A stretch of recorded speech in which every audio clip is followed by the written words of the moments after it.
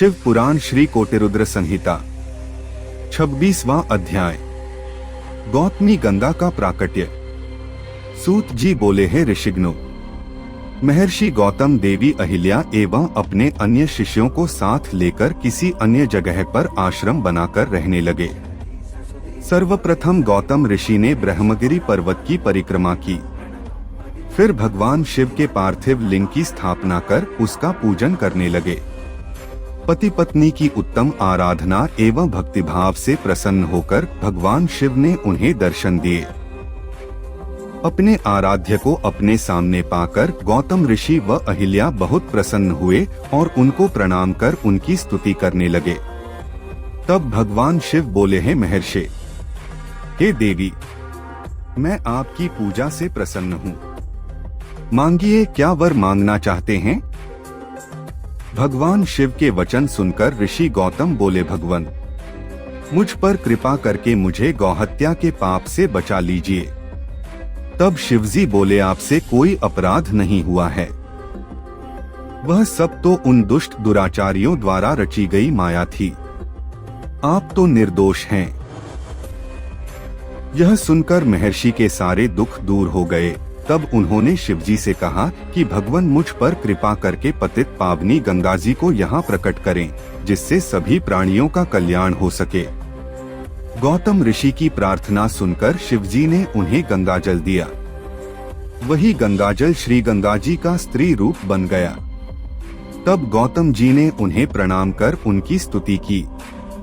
गौतम ऋषि बोले, हे मातेश्वरी, हे पतित पावनी गंगे, मैं आपको प्रणाम करता हूँ। आप पापों का खंडन करने वाली एवं अपनी शरण में आए भक्तों को मुक्ति देने वाली हैं। मैं हाथ जोड़े आपकी शरण में आया हूँ। आप मेरे पापों को नष्ट करके मुझे नरक में जाने से बचा दो।